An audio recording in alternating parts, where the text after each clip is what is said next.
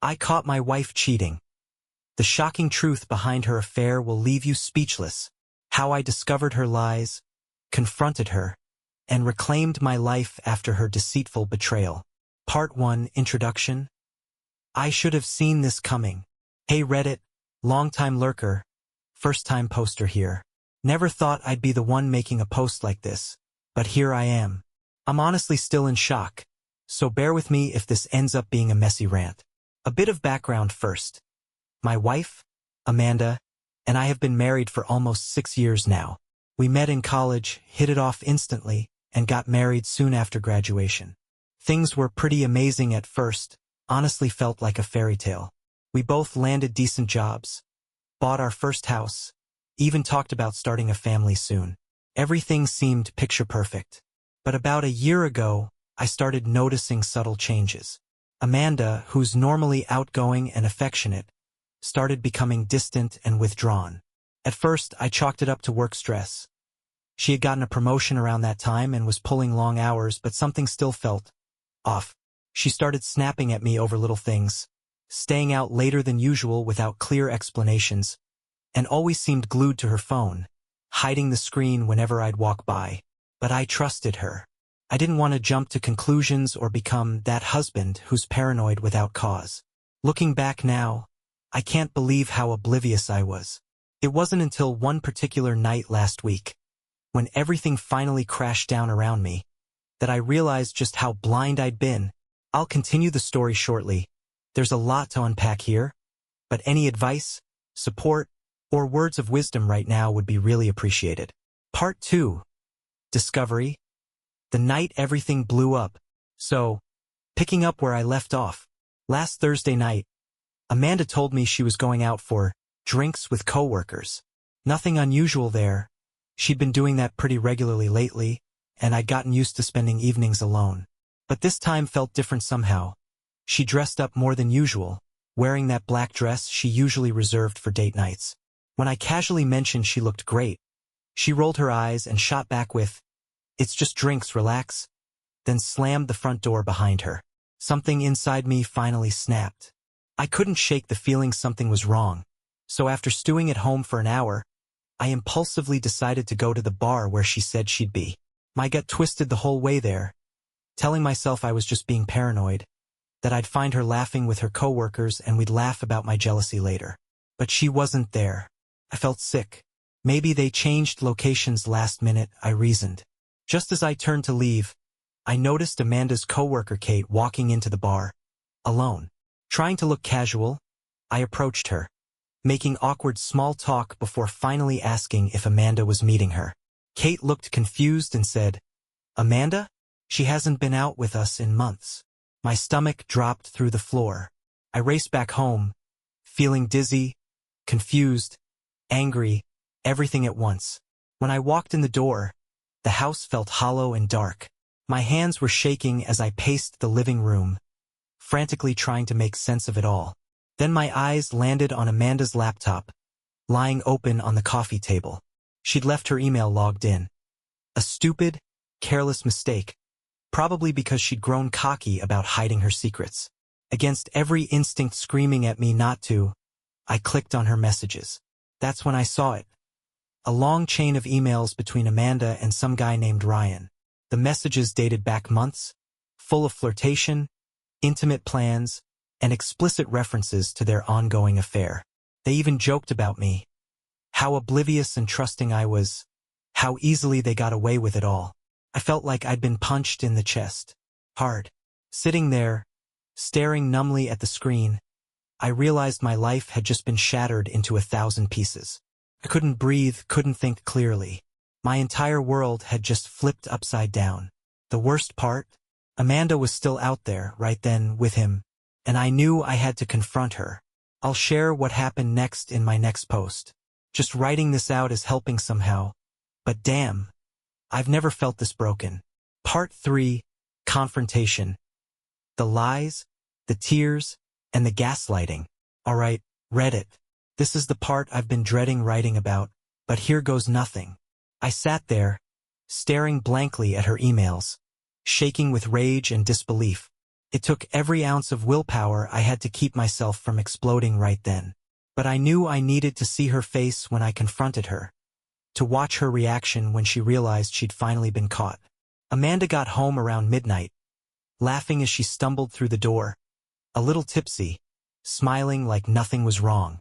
Seeing her carefree expression sent my anger to a new level.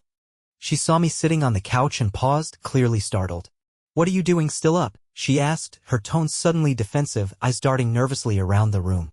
Without saying a word, I spun her laptop around so she could see the emails, the explicit messages glowing brightly on the screen. Her face instantly drained of color. She tried to play it cool at first, denying it, calling me crazy. "Are you seriously snooping through my stuff now? What's wrong with you?" she snapped, as if somehow I was the bad guy. When I pointed out specific details in the emails, naming places, dates, and even quoting their jokes about me, her denials turned into anger. "Maybe if you paid attention to me instead of being so boring and predictable all the time, I wouldn't have needed anyone else," she shouted, her voice shaking with fury. The excuses started pouring out, each one more ridiculous than the last. She blamed work stress, accused me of neglecting her, even claimed that Ryan didn't mean anything.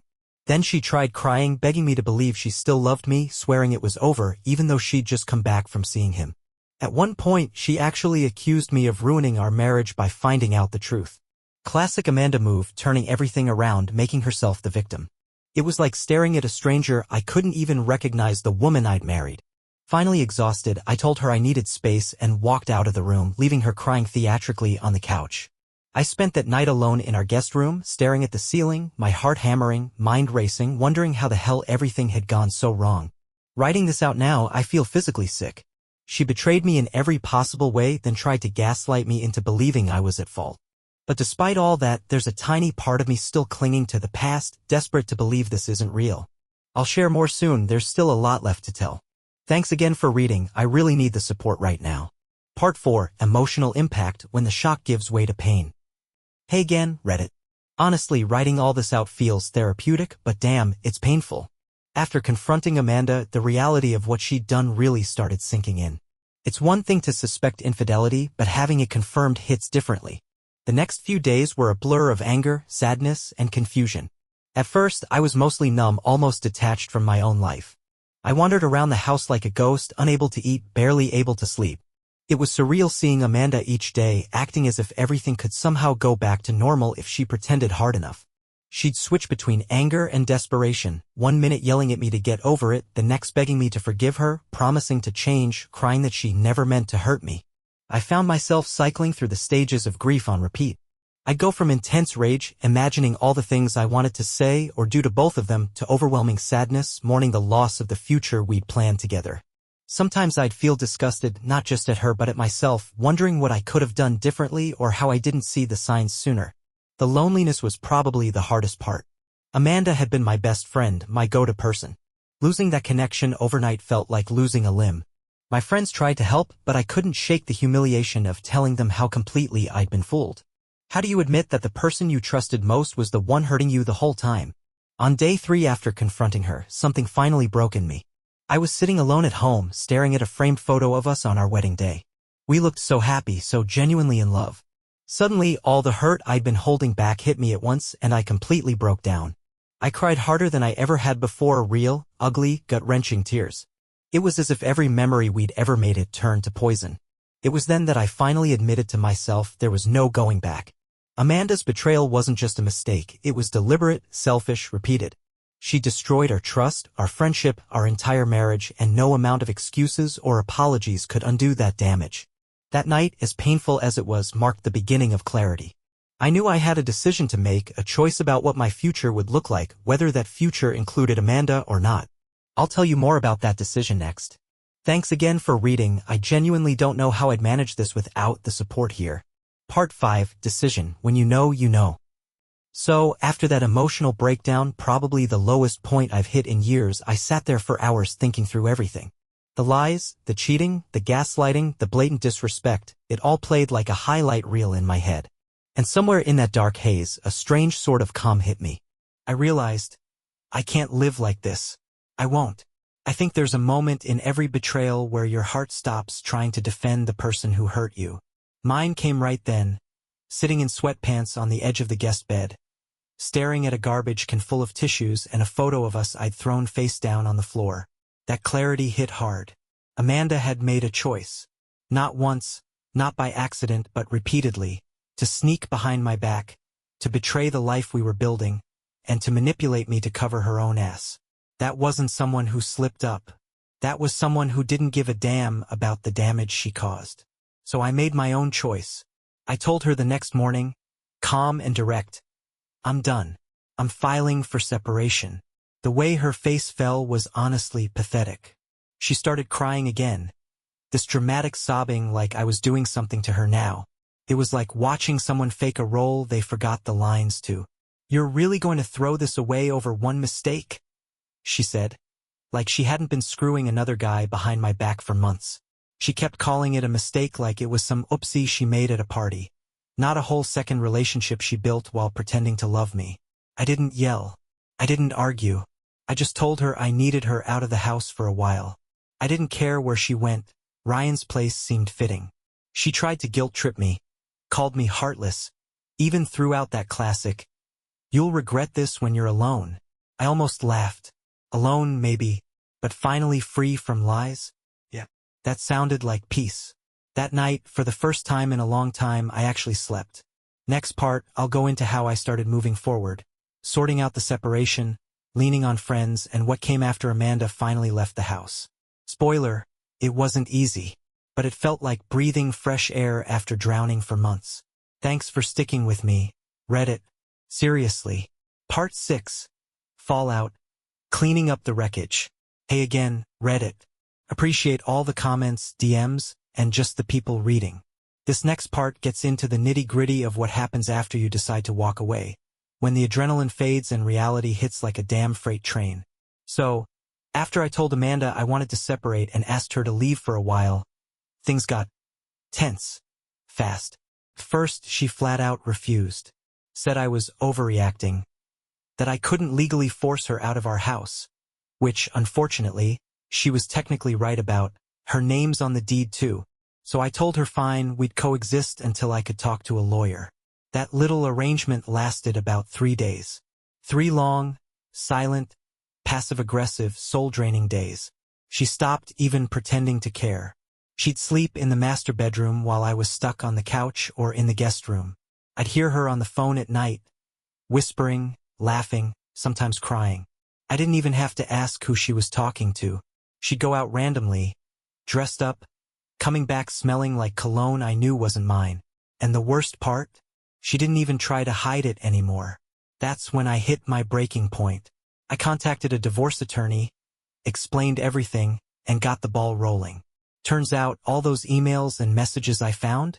Solid gold in a no-fault state like ours.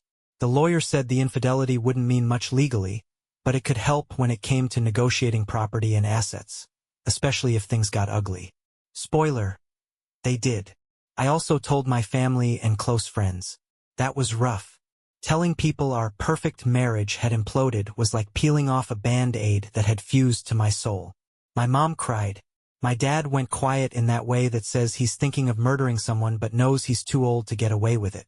My best friend just nodded and said, "You deserve better."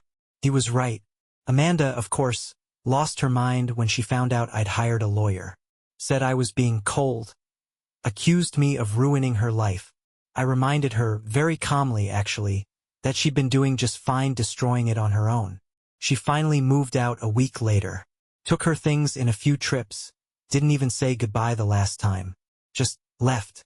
And honestly, that empty house felt like the first clean breath I'd taken in months. Quiet. Still painful, but mine again. There's more to come. The aftermath, the healing, the unexpected messages I got from people I never thought would reach out. But this was the start of me getting my life back. More soon. Part 7. Ghosts and Surprises. When the dust settles, the real sh*T begins. Alright, Reddit, this is where things started getting weird. So Amanda was out of the house. I was alone, yes, but it was like my brain finally had the space to breathe. No more walking on eggshells. No more pretending. I started sleeping better. Eating again. Even little stuff. Like watching TV without someone sighing dramatically every 5 minutes. Felt like a damn luxury. But just as I was starting to settle into this new silence, Amanda decided to haunt me like the world's most toxic ghost. 3 days after she moved out, she texted me out of nowhere. "Hey, just wondering if we could maybe talk sometime. Just us. No lawyers." I ignored it. Then came another. "I know you're angry, but I still love you. I miss us. Please don't throw this away completely." That one? That one pissed me off. She missed us? The same us she'd been mocking in emails to Ryan? The us she'd betrayed while pretending I was just some boring placeholder husband? Yeah. No. And then get this, Ryan messaged me. Ryan. The side dude. This prick had the audacity to DM me on Instagram where I'd never even interacted with him to say, and I quote, "Hey man, I just wanted to clear the air. I didn't know you guys were still, like, seriously together." Amanda made it sound like it was already over. I swear to God, I had to reread it 5 times to make sure I wasn't hallucinating. This man was trying to bro-talk me after blowing up my marriage. I didn't even reply. Just blocked him and moved on. But it did make me think, had Amanda been spinning lies to him too? Had she been two-faced with everyone? I started to realize that maybe Amanda was just broken. Not in a poor her kind of way, but in a manipulative, self-centered, never accountable kind of way. She needed control, validation, drama. And I had spent 6 years trying to love her enough to fix that. That night, I dug through some old journals and photos, stuff I hadn't looked at in years. Reading my own words from years ago, I noticed something. Even before the cheating, there were cracks. Little red flags I had dismissed. How she'd lie about small things. How she'd manipulate arguments to make me feel guilty. How she never really said sorry, just made herself cry until I gave in. I'd been ignoring signs for years. That realization hurt, but it also helped. Because once you see the whole picture, you can't unsee it. I wasn't just grieving the marriage, I was grieving the illusion of who Amanda was. Next part, I'll get into how I started rebuilding friends, therapy, reclaiming my own damn identity. And yeah, maybe a tiny bit of revenge. Nothing crazy. Just poetic. Catch you soon, Reddit. Part 8, Rebuilding, Finding Myself in the Rubble. What's up, Reddit, back again with Part 8. So Amanda was gone. The text stopped for now, Ryan had been blocked, and the house was finally mine again. But once the adrenaline wore off, I was left standing there in the quiet, wondering who the hell I even was anymore. Because here's the thing, when you're in a relationship like that for so long, especially one where you're constantly being emotionally worn down without even realizing it, you kind of lose pieces of yourself. You adjust, shrink, bend over backwards. You get used to things that shouldn't be normal. And when it all ends, you're not just single, you're disoriented. Like you've just stepped off a carnival ride that ran 6 years too long. So I started small. I cleaned the hell out of the house. I mean deep cleaned junk drawers, closets, under the couch, every trace of her. Threw out candles she liked, that stupid decorative sign in the bathroom that said good vibes only, ironic, right? And even the coffee mugs we used to argue over. Purging the physical stuff helped me mentally start untangling myself from her. Then I reached out to friends I hadn't really seen in years. Turns out I'd pulled away from a lot of people during the marriage without even realizing it. Amanda always had some subtle issue with someone, she's too fake, he's a bad influence, they don't really support us, you know, those slow little wedges that end up isolating you over time. But my friends? They welcomed me back like I'd never left. I also started therapy. Best decision I've made so far. First session, I just dumped everything on the poor guy. He sat there, listened without flinching, and then said, "You've been in survival mode for years." That line hit me like a brick. Because yeah, I hadn't been living, I'd just been managing. Managing Amanda's moods, her lies, her shifting reality. With therapy, I started reconnecting with things I used to love. Playing guitar. Cooking real meals, not just microwave crap because Amanda wasn't hungry and I didn't want to eat alone. I went hiking again. Read books. Picked up sketching. It was like finding old versions of myself I'd forgotten existed. And through it all, this weird mix of sadness and relief kept following me. Sadness for the love I thought I had, and relief that I finally stopped drowning trying to save someone who was pulling me under. There's still more to share. Amanda's not totally out of the picture, of course she makes a return, because of course. But this part? This was the first real taste of freedom. Next up, the moment Amanda realized I was actually moving on and didn't like it one bit. Talk soon, Reddit. Part 9, The Return, She Couldn't Stand to Be Replaced. Hey Reddit, back with Part 9. Buckle up, this is where things take a turn from sad to just plain absurd. So a few weeks go by. I'm going to therapy, reconnecting with friends, slowly gluing my identity back together like a broken coffee mug.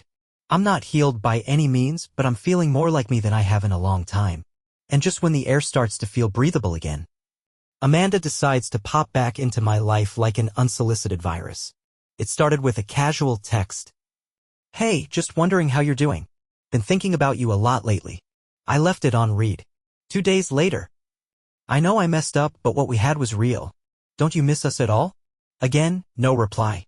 Then came the third text. This one had a photo attached, a picture of us on our honeymoon, smiling on a beach in Mexico. She captioned it. We were happy once. Don't let one mistake erase all of that. One mistake. One freaking mistake. As if a 6-month affair, dozens of lies, gaslighting, and emotionally nuking our marriage was the equivalent of, I don't know, leaving the milk out overnight?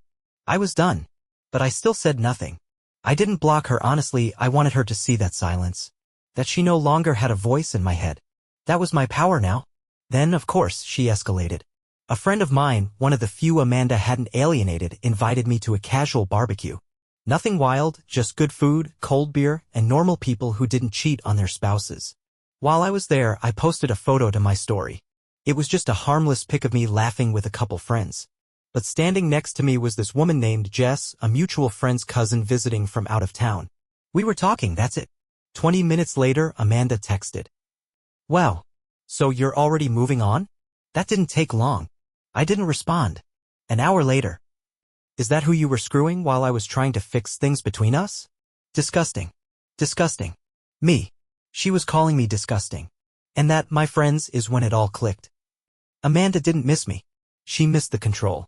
She missed being the center of my world, even if it was a world she bulldozed into rubble. She didn't want to fix the marriage. She wanted the version of me who tolerated being lied to and manipulated without fighting back. Spoiler alert, that version of me is gone. Dead and buried. I didn't reply to her texts, didn't engage. But I'll admit it rattled me. Not because I wanted her back. Hell no. But because it reminded me how fragile healing can be. One toxic message can pull you back into a storm you thought you'd escaped. Next part, I'll tell you about the final nail in the coffin when Amanda tried to spin the whole story to her advantage and I finally got a little justice in a way I never saw coming. We're almost there, folks. Appreciate you riding this emotional roller coaster with me. Part 10, Twisting the Narrative, Her Version of the Truth. Hey Reddit, back with part 10, and trust me, this one's a wild ride. So Amanda goes silent for a bit after the whole "how dare you move on" meltdown. I'm thinking finally she's going to fade into the background like a bad dream. I should have known better. A couple weeks go by and one morning I get a text from a mutual friend, let's call her Tara. It just says, hey, are you okay? I heard some stuff from Amanda and I didn't want to assume anything but it sounded pretty bad. I'm thinking, what now? So I call Tara and she straight up tells me Amanda's been talking to people in our circle, twisting everything. According to Amanda, I was emotionally distant, verbally cruel, always working, and get this, controlling and jealous to the point she feared for her emotional safety. Let me repeat that, she feared for her emotional safety. This woman who cheated on me for half a year, who lied to my face every single day, was now out here acting like I was some cold, manipulative monster who drove her into someone else's arms. It was the most disgustingly self-serving narrative I'd ever heard, and unfortunately, some people were buying it. Not everyone, but enough to piss me off. Tara, thankfully, didn't believe her. She said it didn't add up. Amanda's been rewriting history for a while now. But the worst part? Ryan. Remember Ryan? The side piece? Yeah. Apparently, Amanda dumped him. After all that chaos, the guy she risked everything for got tossed aside. Why? Because once I cut her off completely and stopped responding, she realized she'd burned the safety net she assumed would always be there, me. So she threw Ryan under the bus and went full PR spin mode with anyone who'd listen. Honestly, that should have made me feel vindicated, but it just felt gross. It was proof that Amanda didn't love either of us, she just needed someone orbiting around her, validating her, feeding her ego. I decided it was time to get ahead of it. I sat down with the people who mattered most, my close friends, my parents, even a couple of Amanda's former friends who reached out and calmly told them the truth. I didn't trash her. I didn't sink to her level. I just laid out the facts. The emails. The affair. The months of deception. Her manipulation after getting caught.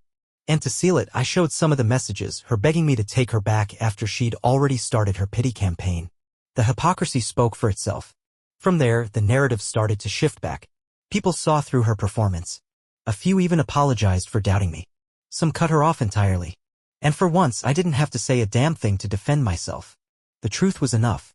In the next part, I'll tell you how the divorce actually played out. Yes, it finally happened, what that courtroom was like, and how against all odds I walked away with something that felt a lot like closure.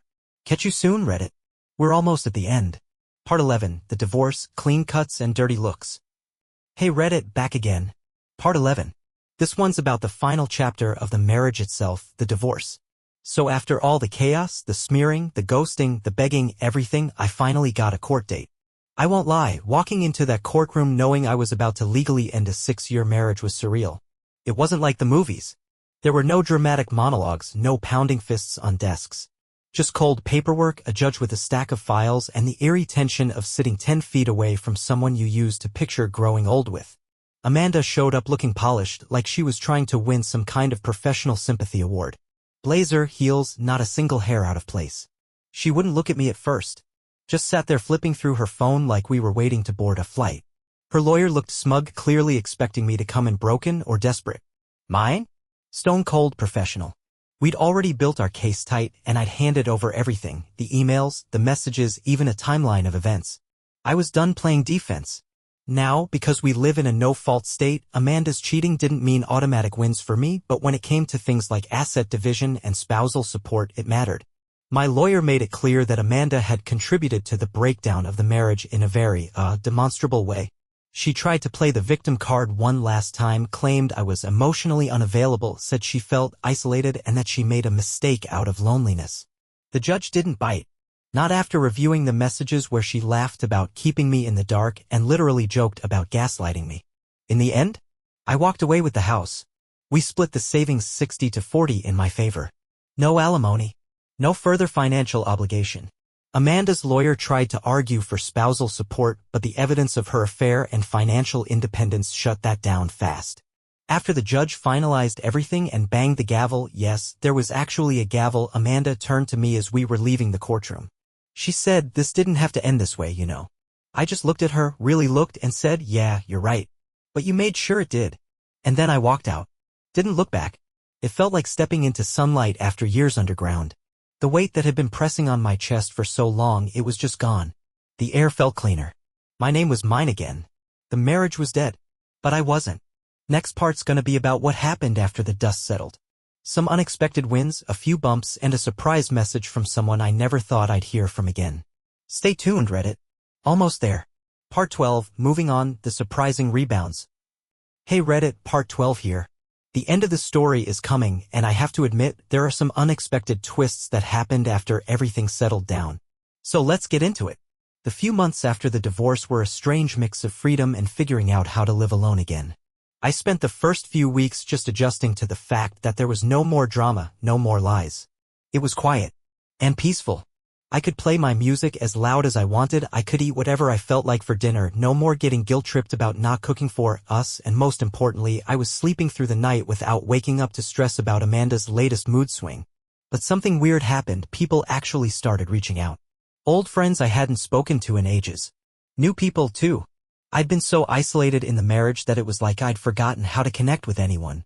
But now, I was open again. I had time. I had space to breathe. Then something else came into my life that I definitely wasn't expecting, someone new. No, not a rebound fling or anything like that. I was in no rush for anything serious, but a genuine connection. Her name was Claire.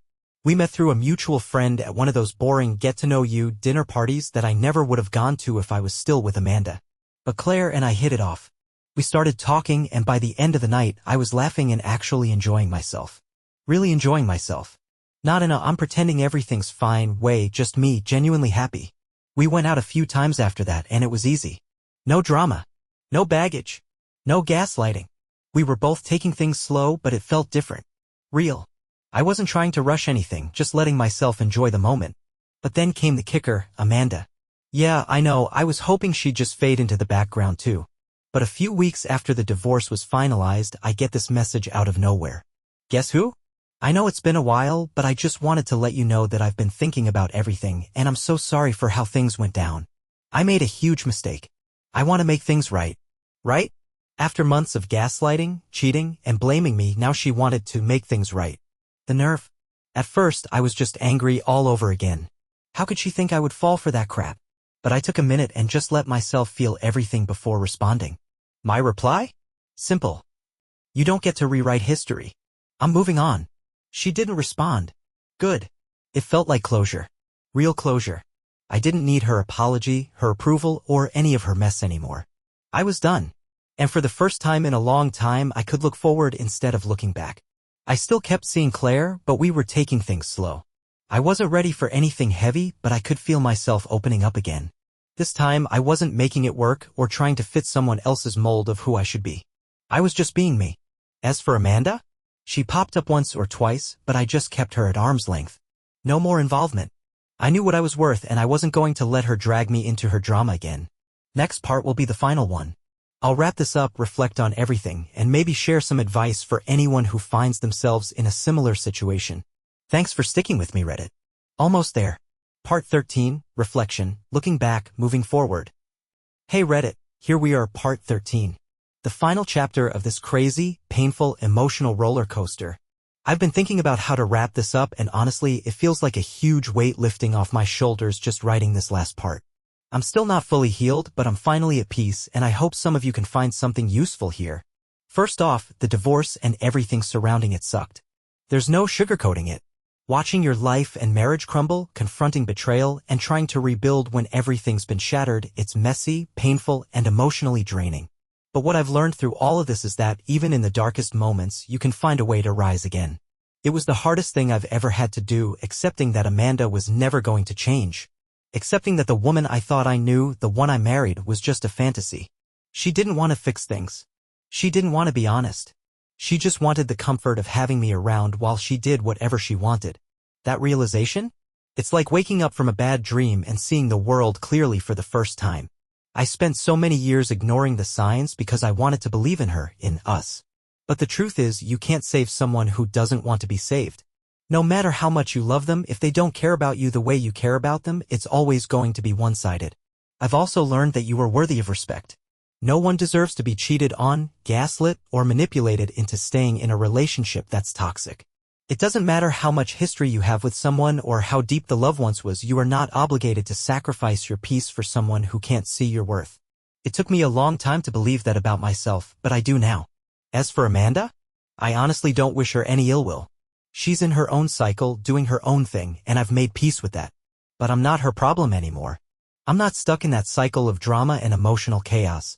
I'm moving forward. I chose to move on.